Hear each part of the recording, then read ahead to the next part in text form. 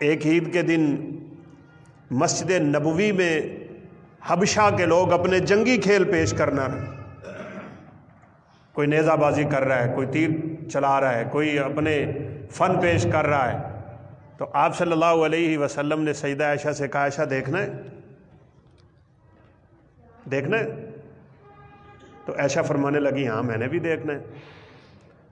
تو چونکہ آپ صلی اللہ علیہ وسلم کے حجرہ شریفہ کا ایک دروازہ مسجد نبوی میں کھلتا تھا، آپ اس دروازے میں کھڑے ہو گئے اور سیدہ عائشہ کو کہا آپ میرے پیچھے کھڑی ہو جائے اور دیکھیں یہ میرے صحابی کیسا جنگ پیش کرتے ہیں، کیسا کھیل پیش کرتے ہیں۔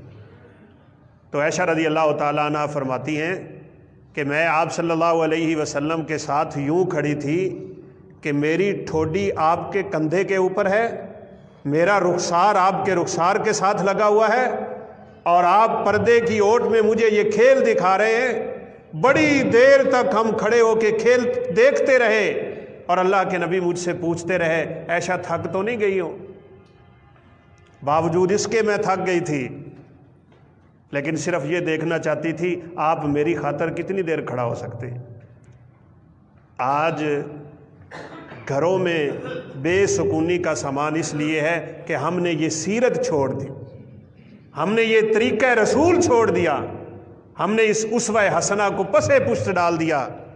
آپ صلی اللہ علیہ وسلم لے کے نہیں گئے تھے، جب بھی آپ سفر پہ نکلتے تمام بیویوں کو اکٹھا کر کے پرچیاں ڈال دیتے، قرہ ڈال دیتے، جس کا نام نکلتا آپ صلی اللہ علیہ وسلم اس کو لے کے جایا کرتے تھے سفر پہ۔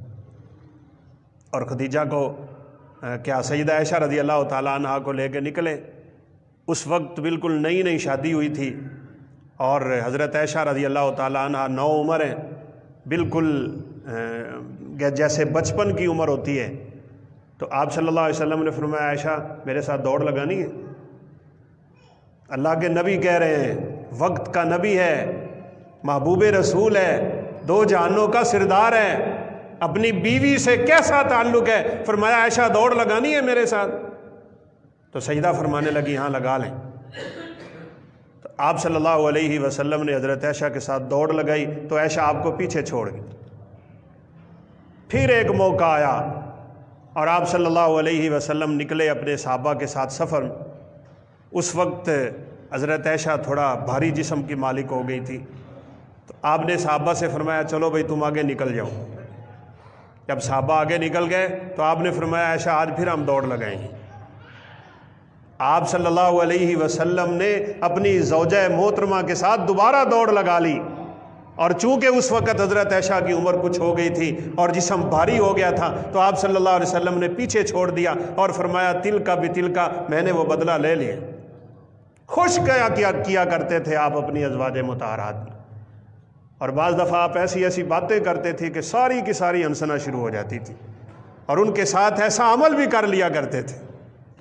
جیسے یہ واقعہ میں سنا رہا تھا کہ عائشہ رضی اللہ تعالیٰ عنہ نے فرمایا سودا اگر تو نے حلوہ نہیں کھایا نا تو میں نے یہ حلوہ تمہارے منہ پہ مال دینا۔ اور واقعہ ہی ایسا ہوا، حضرت سودا نے حلوہ کھایا نہیں اور اماں جی عائشہ نے وہ حلوہ پکڑا اور حضرت سودا کے چہرے پہ مال لی۔ آپ صلی اللہ علیہ وسلم نے اپنا پاؤں اٹھایا اور پاؤں اٹھا کے حضرت عائشہ کو دبا لیا اور فرمایا سودا تم بھی اپنا بدلہ لے، تم بھی حلوہ ملو عائشہ کے منہ کے اوپر، یہ اللہ کے نبی کی موجودگی میں بیویوں کے ساتھ مزاح ہو رہا ہے۔ تو حضرت سودا نے بھی حلوہ پکڑا اور اماں جی عائشہ کے چہرے پہ مال لی۔ ادھر سے عبداللہ بن عمر تشریف لے آئے تو آپ صلی اللہ علیہ وسلم نے فرمایا ابن عمر آؤ ذرا اپنی ماؤں کا چہرہ دھو دو، ان کے چہرے حلوے سے بھر گئے۔ کوئی مسئلہ نہیں ہے بھائی، گھروں میں ایسا سکون اگر آپ چاہتے ہیں تو رسول اللہ صلی اللہ علیہ وسلم کی ان حدیثوں کو پلے باندھنے کہ ان عورتوں کے ساتھ حسن سلوک کرنا ہے۔ بہترین انسان اللہ کی نظر میں وہ ہوتا ہے جو اپنے گھر والوں کے ساتھ حسن سلوک کیا کرتا ہے۔ اور یہ بات مسلمہ ہے، گھر میں نیچ اونچ ہوگی، لڑائی جھگڑا ہوگا، باتیں ہوں گی، جہاں محبتیں ہوتی ہیں وہاں اس طرح کا کام ضرور